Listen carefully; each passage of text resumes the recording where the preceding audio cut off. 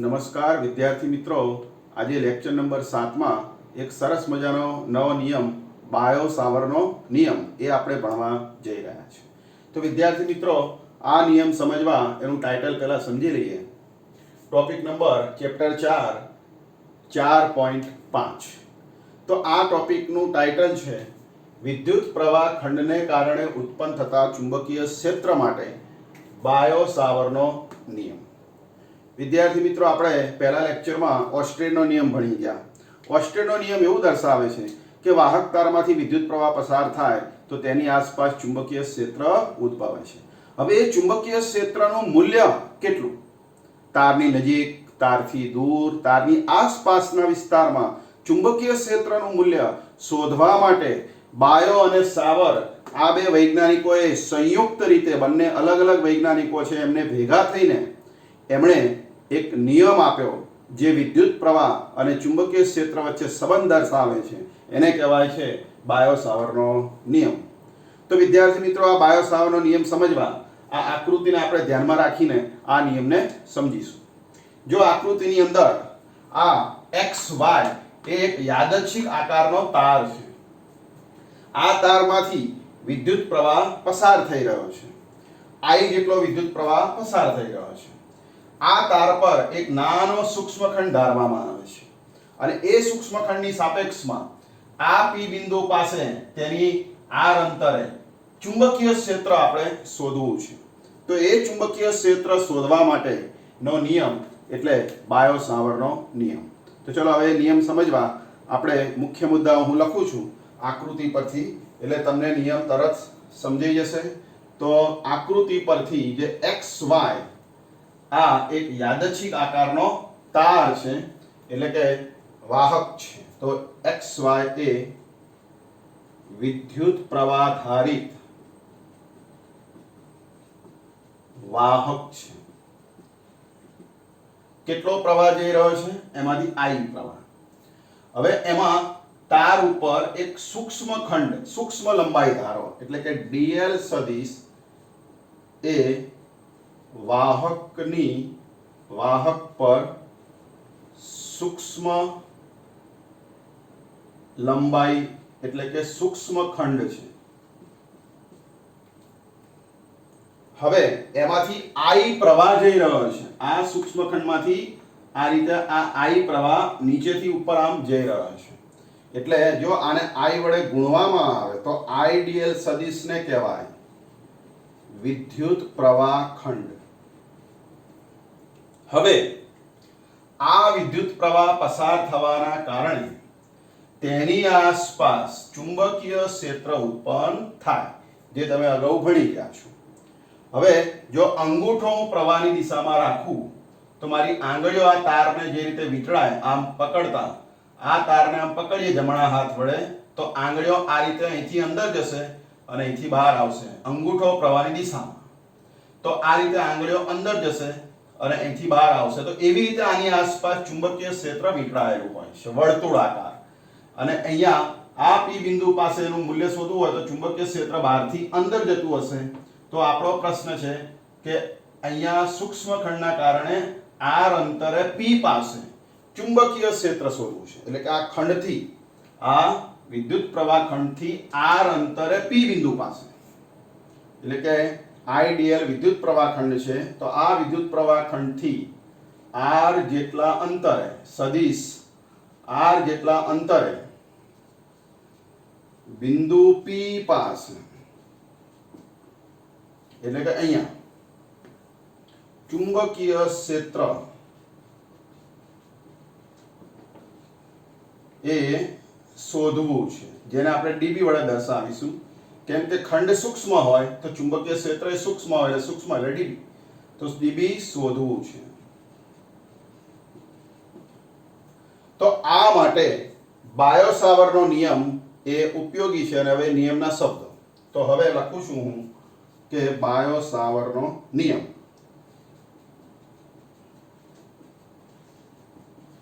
એના શબ્દો IDL જેટલા વિદ્યુત પ્રવાહ ખંડને લીધે, IDL જેટલા વિદ્યુત પ્રવાહ ખંડને લીધે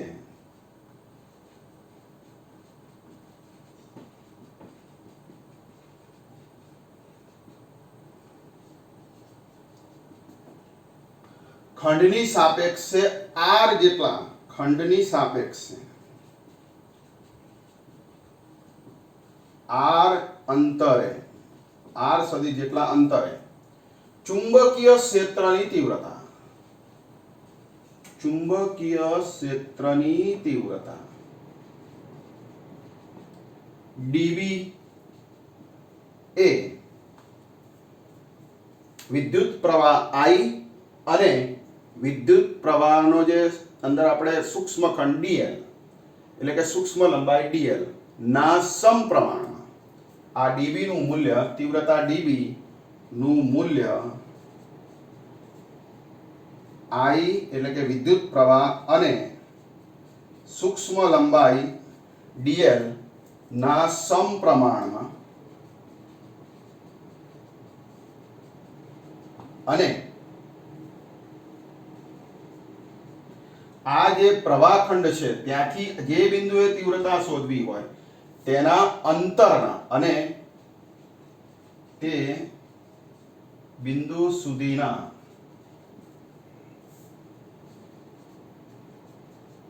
અંતરના વર્ગના વ્યસ્ત પ્રમાણમાં હોય છે.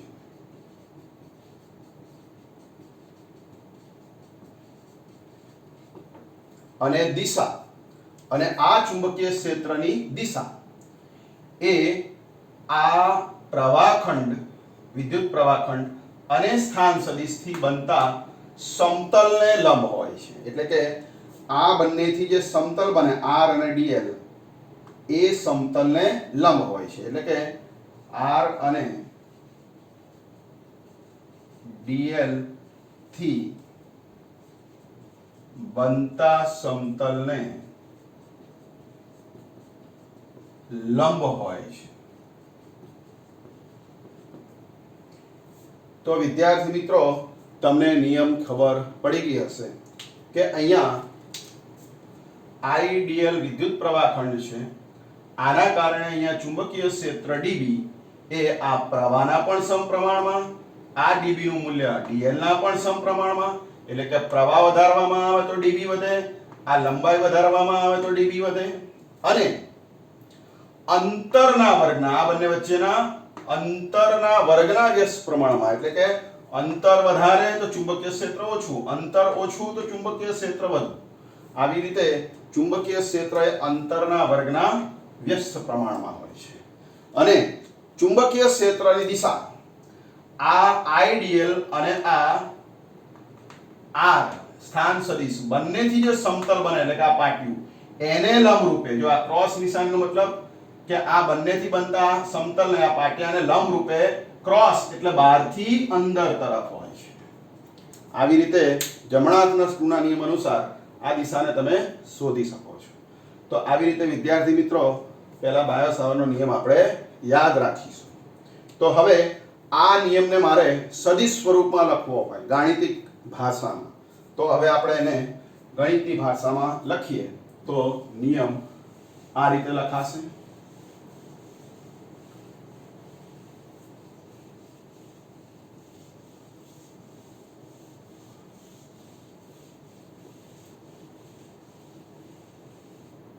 તો હવે આને સદિશ સ્વરૂપે લખતા, સદિશ સ્વરૂપે બાયો સાવરનો નિયમ dB સદિશ બરાબર, હવે હમણાં જ આપણે વાત કરી કે આ dB નું મૂલ્ય I અને dl ના સમપ્રમાણમાં, એટલે કે આપણે સપ્રમાણતાની નિશાની કરીએ તો I અને dl ના ગુણાકારના સમપ્રમાણમાં, આ બંનેના ગુણાકારના સમપ્રમાણમાં અને અંતરના વર્ગના વ્યસ્ત પ્રમાણમાં હોય છે. પણ અહીંયા ક્રોસ નિશાની મૂકીને જો સદિશ r લખવામાં આવે તો અહીંયા r² ના બદલે r³ લખીશું, કેમ કે આની સાથે એક r ઉડી જાય એટલે r² જ કહેવાય. એટલે વિદ્યુત પ્રવાહ અને લંબાઈના સમપ્રમાણમાં અને અંતરના વર્ગના, આ બંને કેન્સલ કરીએ એક આ, તો અંતરના વર્ગના વ્યસ્ત પ્રમાણમાં હોય છે. આવી રીતે આ સંબંધને એટલે કે આ શબ્દોને સૂત્ર સ્વરૂપે લખી શકાય છે.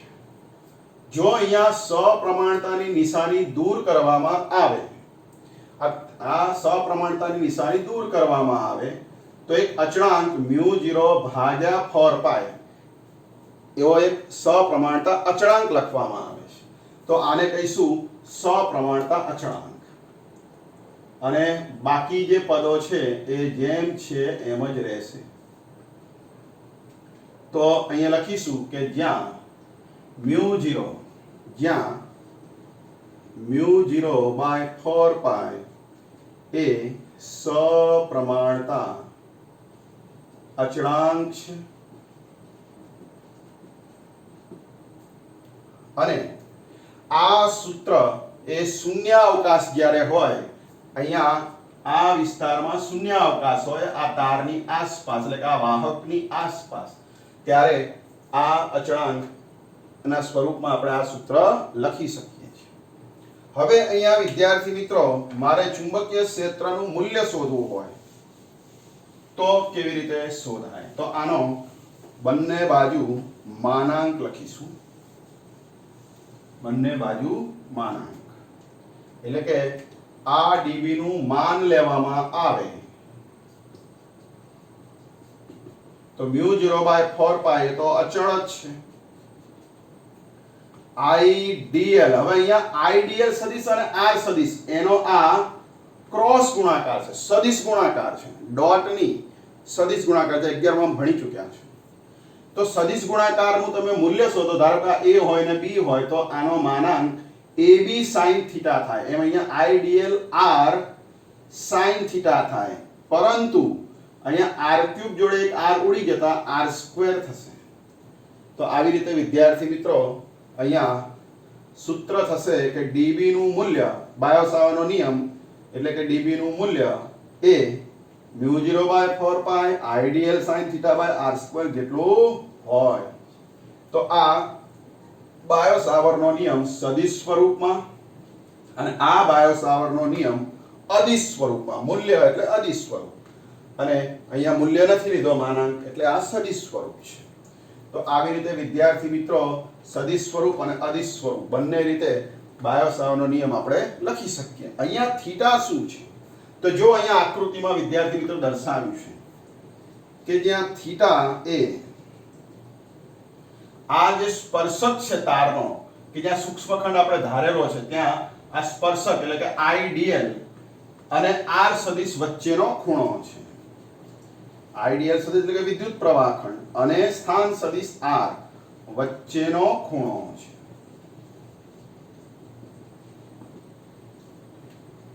જો વિદ્યાર્થી મિત્રો કે આ P બિંદુ એ અહીંયા ધારવામાં આવે, અહીંની બદલે અહીંયા તા સ્પર્શક ઉપર એટલે કે આ વિદ્યુત પ્રવાહ ખંડની દિશા ઉપર અહીંયા, તો થીટા શૂન્ય થઈ જશે. અને થીટા શૂન્ય થાય તો આ ચુંબકીય ક્ષેત્ર sin 0 0 એટલે ચુંબકીય ક્ષેત્ર શું થઈ જશે? શૂન્ય થઈ જશે. તો વિદ્યાર્થી મિત્રો ચુંબકીય ક્ષેત્ર શૂન્ય ન થાય તે માટે એ આ જે સ્પર્શક છે એના પર ચુંબકીય ક્ષેત્ર એ શોધવું જોઈએ નહીં. હવે μ0 by 4π એ SI એકમમાં જો લખવામાં આવે તો SI એકમમાં μ0 by 4π નું મૂલ્ય 10⁻⁻7 ટેસ્લા મીટર પર એમ્પિયર જેટલું હોય છે. અને આ ભાગાકાર 10⁻⁷ ટેસ્લા મીટર પર એમ્પિયર જેટલું હોય છે. અને જ્યાં μ0 ને શૂન્ય અવકાશની એટલે કે મુક્ત અવકાશની પરમિએબિલિટી, ε0 પહેલા ચેપ્ટરમાં આવતું હતું કુલમ્બના નિયમમાં, એ પરમિટિવિટી હતું. અહીંયા પરમિએબિલિટી એટલે કે મુક્ત અવકાશની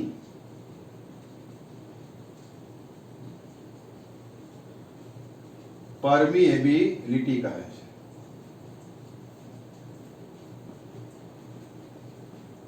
તો આ રીતે બાયો-સાવર્ટનો નિયમ આપણે સમજી શકીએ છીએ.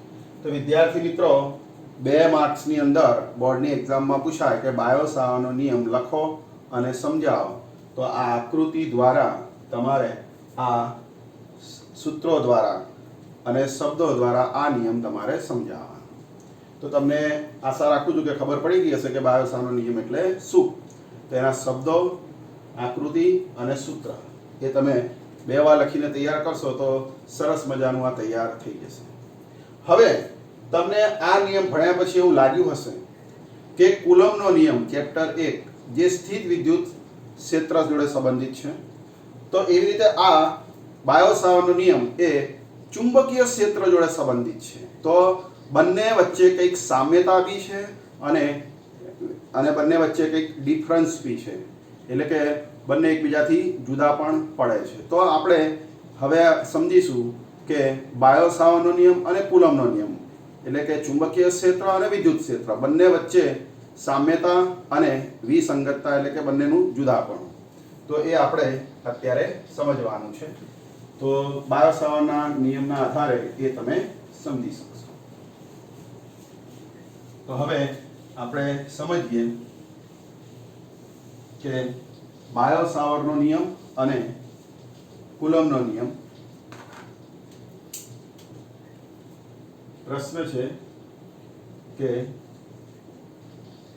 બાયો-સાવર્ટનો નિયમ અને કુલમ્બનો નિયમ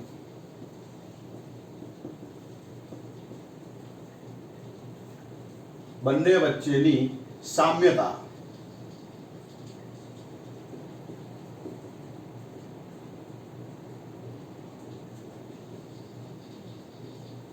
અને જુદાપણું અને તફાવત અથવા જુદાપણું.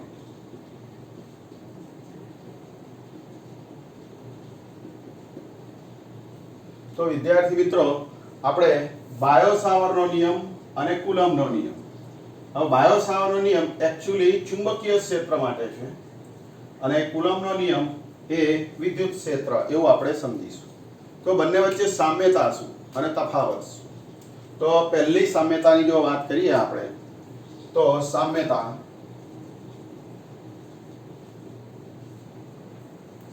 પહેલી સામ્યતા કે સ્થિત વિદ્યુત ક્ષેત્ર અને ચુંબકીય ક્ષેત્ર. કુલમ્બનો નિયમ એટલે આપણે એવું સમજીશું સ્થિત વિદ્યુત ક્ષેત્ર અને બાયો-સાવર્ટનો નિયમ એટલે ચુંબકીય ક્ષેત્ર. તો વિદ્યુત ક્ષેત્ર અને ચુંબકીય ક્ષેત્ર બંને ક્ષેત્ર, સ્થિત વિદ્યુત ક્ષેત્ર અને ચુંબકીય ક્ષેત્ર એટલે કે વિદ્યુત ક્ષેત્ર અને ચુંબકીય ક્ષેત્રો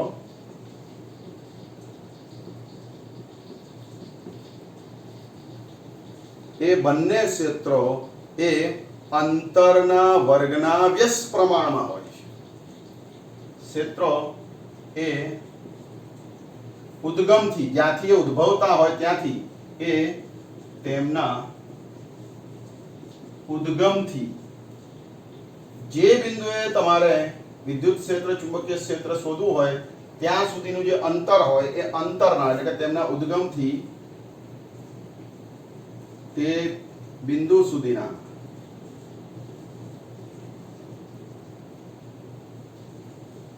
અંતરના વર્ગના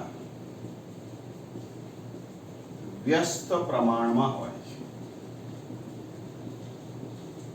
બંને અંતરના વર્ગના વ્યસ્ત પ્રમાણ હમણાં જ આપણે ભણી ગયા. તમે યાદ કરાવું કે E ચલે છે 1/r². આવું તમે ભણી ગયા છો કે સ્થિર વિદ્યુતભાર હોય તેનું વિદ્યુત ક્ષેત્ર અંતરના વર્ગના વ્યસ્ત પ્રમાણમાં. E ચલે છે 1/r². હમણાં જ આપણે ભણ્યા B બાયો-સાવર્ટના નિયમમાં B ચલે છે પણ 1/r², એટલે કે બંને અંતરના વર્ગના વ્યસ્ત પ્રમાણમાં હોય છે. એટલે કે બંને ગુરુ અંતરીય છે. આ બંને વિદ્યુત ક્ષેત્ર અને ચુંબકીય ક્ષેત્ર એ ગુરુ અંતરીય છે. એટલે કે બંને ગુરુ અંતરીય છે. બંને દૂર સુધી લાગે છે, ખૂબ જ દૂર સુધી લાગે છે.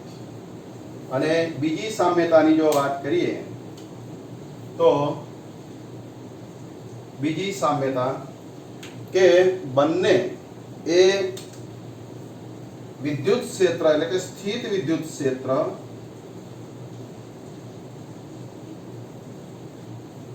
એ તેનો જે ઉદ્ગમ છે તેના ઉદ્ગમ એટલે કે વિદ્યુત ભાર, વિદ્યુત ક્ષેત્રનો ઉદ્ગમ શું? વિદ્યુત ભાર. તો સ્થિત વિદ્યુત ક્ષેત્ર તેના ઉદ્ગમ વિદ્યુત ભારના સમપ્રમાણમાં હોય છે.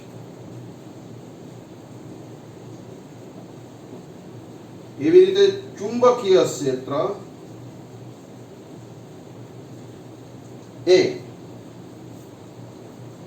તેના ઉદ્ગમ વિદ્યુત ભારના બદલે આવશે આમાં વિદ્યુત પ્રવાહ ખંડ આઈડીએલ ના સમપ્રમાણમાં હોય છે.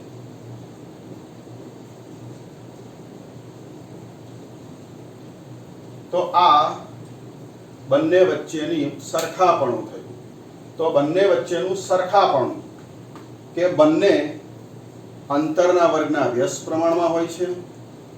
વિદ્યુત ક્ષેત્ર અને ચુંબકીય ક્ષેત્ર એટલે કે ગુરુ અંતરીય છે બંને, અને વિદ્યુત ક્ષેત્ર અને ચુંબકીય ક્ષેત્ર બંને એ એમના જે ઉદ્ગમ હોય વિદ્યુત ભાર કે વિદ્યુત પ્રવાહ એના સમપ્રમાણમાં હોય છે.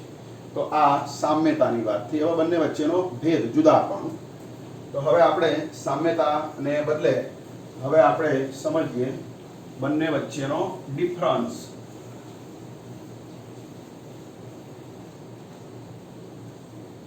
તો હવે જુદાપણું.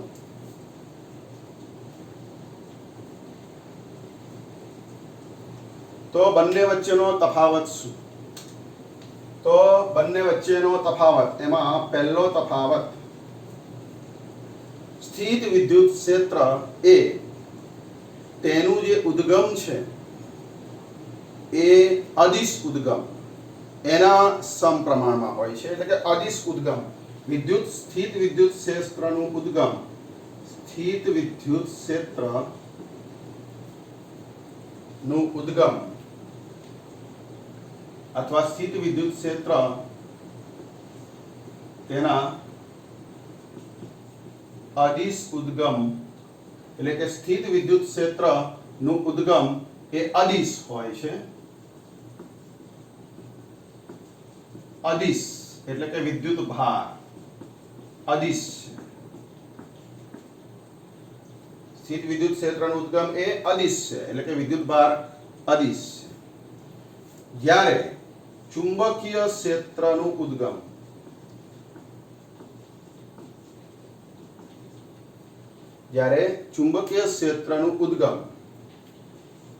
એ સદિશ છે એટલે કે સદિશ એટલે કે વિદ્યુત પ્રવાહ ખંડ.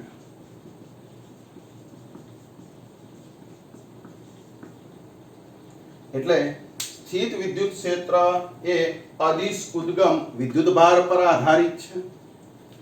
ચુંબકીય ક્ષેત્રનું ઉદ્ગમ એ સદિશ વિદ્યુત પ્રવાહ ખંડ ઉપર આધારિત છે. એટલે આનું ઉદ્ગમ અદિશ રાશિ છે અને આનું ઉદ્ગમ એ સદિશ રાશિ છે. બીજા નંબરે વિદ્યાર્થી મિત્રો બંને વચ્ચેનો તફાવત કે બંનેની જે દિશાની જો વાત કરીએ તો વિદ્યુત પ્રવાહની જે દિશા છે એટલે કે સ્થિત વિદ્યુત ક્ષેત્રની દિશા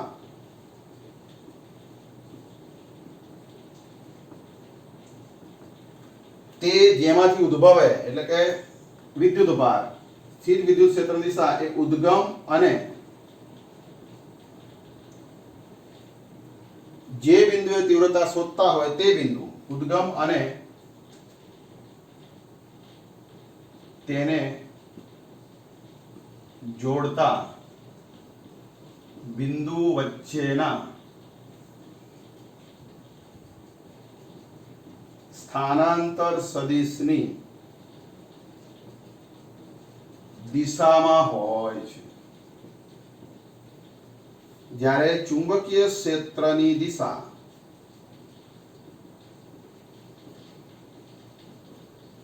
એ વિદ્યુત પ્રવાહ ખંડ આઈડીએલ અને આ ઉદ્ગમ છે અને સ્થાન સદિશ આર થી બનતા સમતલને લંબ રૂપે હોય છે. અને ત્રીજો જે ડિફરન્સ છે કે સ્થિત વિદ્યુત ક્ષેત્ર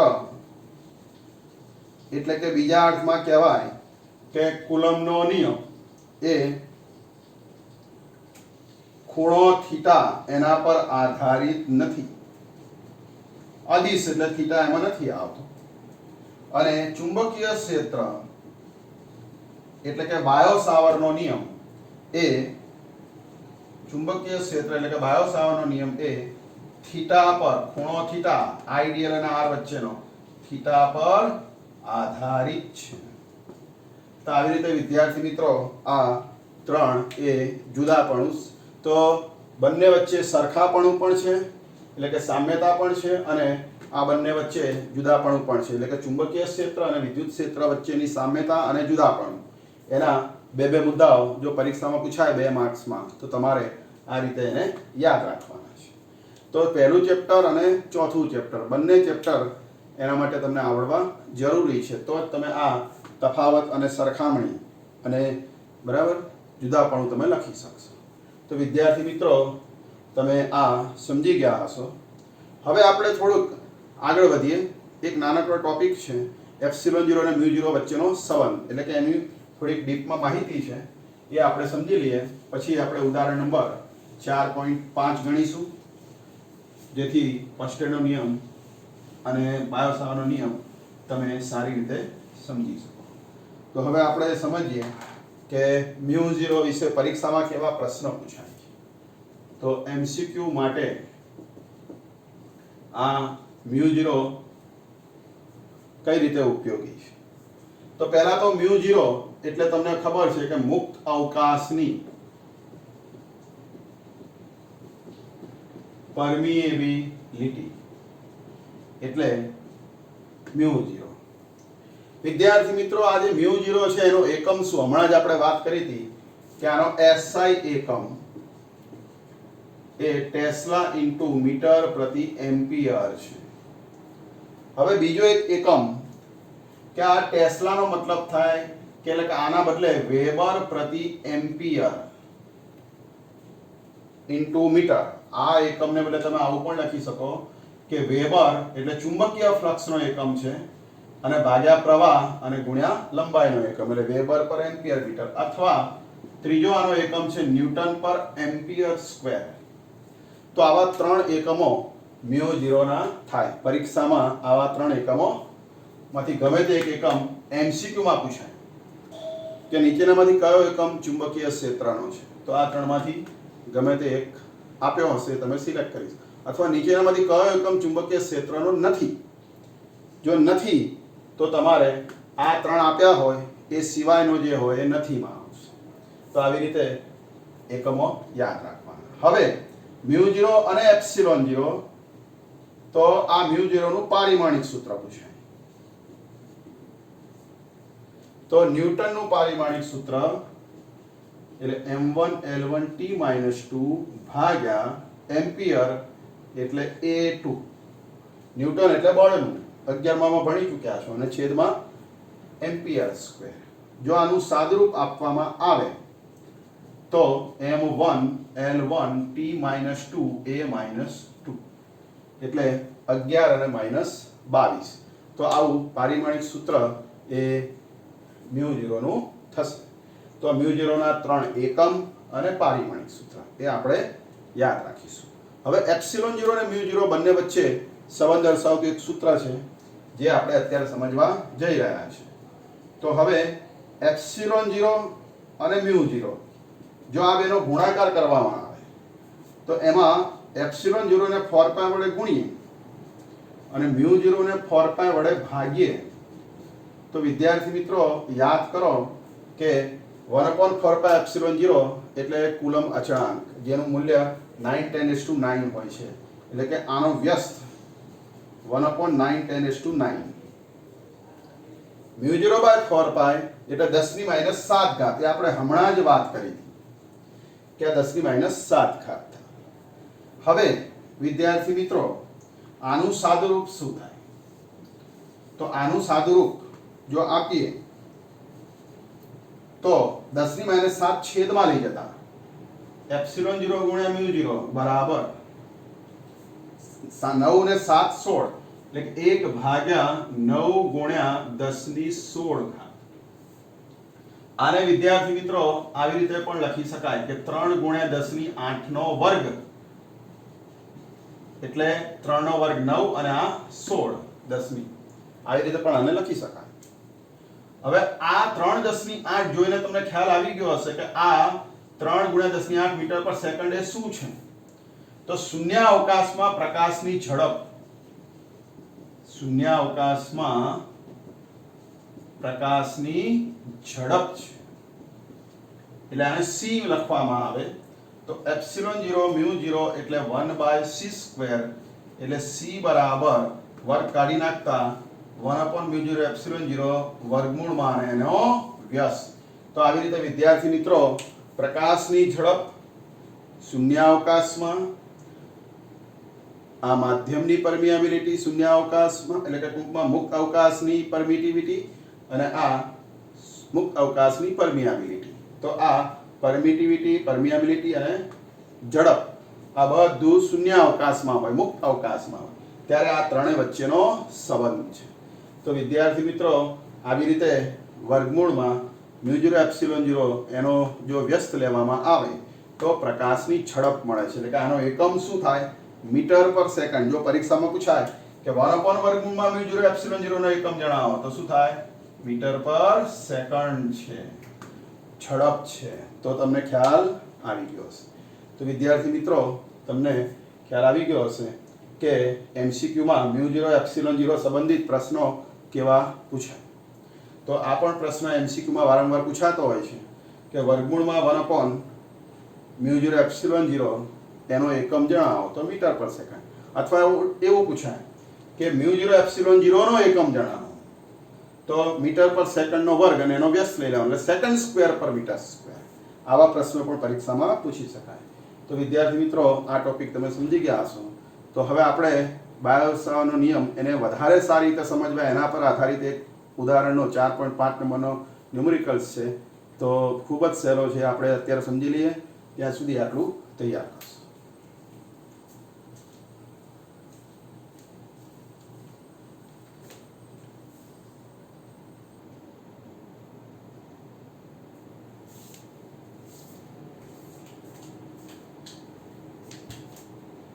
ચલો વિદ્યાર્થી મિત્રો આપણે ઉદાહરણ નંબર 4.5 સમજીશું. એ ખૂબ જ સહેલું છે અને પરીક્ષામાં એ પૂછાય એવું છે. તો હવે આપણે સમજીએ કે 4.5 ઉદાહરણ. હવે એની રકમ આ પ્રમાણે છે.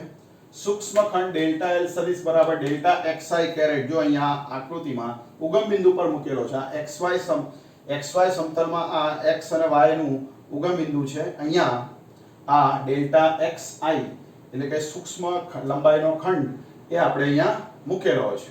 તેમાંથી મોટો વિદ્યુત પ્રવાહ આમાંથી આમ પ્રવાહ જઈ રહ્યો છે. કેટલો? 10 એમ્પિયર પ્રવાહ આમ જઈ રહ્યો x દિશામાં, અને y અક્ષ ઉપર અહીંથી 0.5 મીટરના અંતરે ચુંબકીય ક્ષેત્ર આ બિંદુ પાસે કેટલું, અને ડેલ્ટા x એટલે કે આ લંબાઈ એ 0.1 સેન્ટીમીટર આપેલી છે. તો વિદ્યાર્થી મિત્રો હવે આપણે એક્ઝામ્પલ ગણીએ. ખૂબ જ સહેલો દાખલો છે. આનો ઉકેલ કે જ્યારે પ્રવાહખંડ આપ્યો હોય અને ચુંબકીય ક્ષેત્ર શોધવું હોય ત્યારે તમને ખ્યાલ આવી ગયો હશે કયું સૂત્ર વાપરવાનું? બાયો-સાવરનો નિયમ. કયું સૂત્ર બાયો-સાવરના નિયમમાં? dB સદિશ બરાબર અથવા dB બરાબર મૂલ્ય શોધવું છે. μ0/4π IDL sin θ ભાગ્યા r². બોલો ખ્યાલ આવી ગયો? હવે μ0/4π વિશે તમે જાણો છો. μ0/4π એટલે 10⁻⁷ ઘાત. બાયો-સાવરના નિયમમાં ભણી ગયા. પ્રવાહ કેટલો લઈશું? પ્રવાહ 10 એમ્પિયર એટલે I લઈશું 10 એમ્પિયર. બોલો dl એટલે તો લંબાઈ કેટલી છે? ડેલ્ટા x 1 સેન્ટીમીટર એટલે કે dl બરાબર ડેલ્ટા x બરાબર 1 સેન્ટીમીટરના મીટર 1/100 0.01 મીટર અથવા તો 10⁻² મીટર. ચલો હવે થીટા. તો IDL અને R એટલે કે IDL આમ જમણી બાજુ x દિશામાં સૂક્ષ્મ લંબાઈની દિશા, અને જ્યાં તીવ્રતા શોધવાની છે એ બંને વચ્ચેનો ખૂણો એટલે કે આ R અને IDL એની વચ્ચેનો ખૂણો કેટલો છે? આ 90 એટલે થીટા શું લઈશું 90 ડિગ્રી તો વિદ્યાર્થી મિત્રો થીટા 90 ડિગ્રી લઈશું ચલો અંતર કેટલું છે આ 0.5 r બરાબર 0.5 મીટર મુકતા બાયો સાવરના નિયમમાં એટલે કે ડીબી ના સૂત્રમાં તો આપણને જવાબ મળી જશે ચલો આની અંદર બધી જ કિંમતો મૂકી દઈએ μ0/4 10 ની -7 પ્રવાહ 10 એમ્પિયર ચલો પછી dl 10 ની -2 ગુણ્યા sin થીટા એટલે 90 sin 90 ભાગ્યા અંતરનો વર્ગ અંતર કેટલું 0.5 0.5 ને કેટલા કહેવાય 5 ગુણ્યા 10 ની -1 કહેવાય અને એનો વર્ગ એટલે ઉપર 2 ઘાત ચલો આનું સાદુરૂપ આપો તો 10 ની -9 થાય એટલે અહીંયા 10 ની -9 ઘાત એવી રીતે અહીંયા 10 ની -2 અંદરથી બહાર નીકળશે તો વિદ્યાર્થી મિત્રો એક કામ કરીએ કે અહીંયા 10 ની -7 અને 10 એમને એમ રહેવા દઈએ પણ આની સાથે આ વર્ગ થઈને આ પદ ઉડી જશે એટલે શું વધશે sin 90 તો 1 જ થાય છેદમાં 5 નો વર્ગ જ ખાલી 25 વધે વિદ્યાર્થી મિત્રો મારે આ બેનો ભાગ કરવો હોય તો 5 વડે ભાગ કરી શકાય અથવા હું એવું કરું કે આને 100 કરી નાખું એક મીંડું વધારું તો અહીં -8 થશે તો અહીંયા ભાગાકાર સરળતાથી થાય 25 અને 25 ચોક 100 4 10 ની -8 તો વિદ્યાર્થી મિત્રો ચુંબકીય ક્ષેત્રનું મૂલ્ય 4 10 ની -8 ટેસ્લા થશે તો આવી રીતે વિદ્યાર્થી મિત્રો ચુંબકીય ક્ષેત્રનું મૂલ્ય 4 10 ની -8 ટેસ્લા એટલે અહીંયા ચુંબકીય ક્ષેત્ર કેટલું હશે 4 10 ની -8 ટેસ્લા ક્યારે 10 એમ્પિયર પ્રવાહ જાય લંબાઈ 1 સેમી હોય અને 0.5 મીટર તીવ્રતા લંબ અંતરે શોધો તો આટલી તીવ્રતા ટેસ્લા એકમમાં થાય આ ચુંબકીય ક્ષેત્ર ખૂબ જ નાનું કહેવાય 10 ની -8 ઘાત છે એટલે ખૂબ જ નાનું કહેવાય કેમ કે પૃથ્વીનું ચુંબકીય ક્ષેત્ર બી નાનું છે 3.6 10 ની -5 ટેસ્લા એના કરતાં પણ હજારમાં ભાગનું આ ચુંબકીય ક્ષેત્ર છે જે ખૂબ જ નબળું કહેવાય હવે આની દિશા કઈ ચલો વિદ્યાર્થી મિત્રો આ કઈ દિશામાં તો આની દિશા મારે અહીંયા શોધવી હોય તો તમે અહીંયા યાદ કરો કે dl ક્રોસ r આ સંબંધનો અહીંયા ઉપયોગ કરવો પડે dl ક્રોસ r dl કઈ દિશામાં dl એટલે આ લંબાઈ કઈ દિશામાં x દિશામાં એટલે i કેરેટ r કઈ દિશામાં r એટલે આ અંતર y દિશામાં એટલે ક્રોસ j તો કઈ દિશા થાય i ક્રોસ j k યાદ કરો સદિશોનો ચક્રીય નિયમ i ક્રોસ j તો k j ક્રોસ k તો i k ક્રોસ i તો j એવી રીતે i ક્રોસ j એટલે k તો ચુંબકીય ક્ષેત્ર આ બંનેથી મળતી દિશામાં સદિશ ગુણાકારની દિશામાં k કેરેટ એટલે z દિશા x y તો z ક્યાં હોય અને લંબ એટલે અહીંયા લંબ રૂપે ચુંબકીય ક્ષેત્ર આમ ધનઝેડ દિશામાં બહાર તરફ એટલે ચુંબકીય ક્ષેત્ર આ ટપકું એટલે બહાર જો અંદર હોત તો અહીંયા ક્રોસ લખત પણ આપણે ક્રોસ નથી અહીંયા ટપકું ડોટ બહાર એટલે ચુંબકીય ક્ષેત્ર અહીંયા બહાર તરફ હશે અથવા જમણા હાથનો અંગૂઠો પ્રવાહ દિશામાં રાખો તો આંગળીઓ ક્યાં આવે આમ અંદરથી બહાર એટલે બહાર આવી રીતે પણ ચુંબકીય ક્ષેત્રની દિશા તમે ઝડપથી શોધી શકો તો વિદ્યાર્થી મિત્રો ઉદાહરણ 4.5 તમે સમજી ગયા ખાલી બાયોસાવરનો નિયમ જો તમને આવડી જાય તો તમને આ બધું ક્લિયર થઈ જાય 2 થી 3 વાર એક્ઝામ્પલ ગણશો નિયમ લખશો તો સરસ મજાનો આ ટોપિક છે પરીક્ષામાં પણ પૂછાતો હોય છે તો તમે તૈયાર કરી શકશો તો આજે તમે બે વસ્તુ ભણ્યા ટોપિક 4.5 અને ઉદાહરણ 4.5 તો એની હું પીડીએફ હમણાં મોકલું છું તમે એને સરસ રીતે તૈયાર કરજો તો નેક્સ્ટ લેક્ચરમાં આનાથી પણ વધારે મજા આવશે આના પર આધારિત હવે જે ઉપયોગો આવશે બાયોસાવરના એ ભણવાના છે એના માટે આ નિયમ અને આ સૂત્ર આવડવું ખૂબ જ જરૂરી છે તો એને તૈયાર કરશો તો આજે આટલું રહેવા દઈએ છે નેક્સ્ટ લેક્ચરમાં નવો ટોપિક ત્યાં સુધી આટલું તૈયાર કરશો જય સ્વામિનારાયણ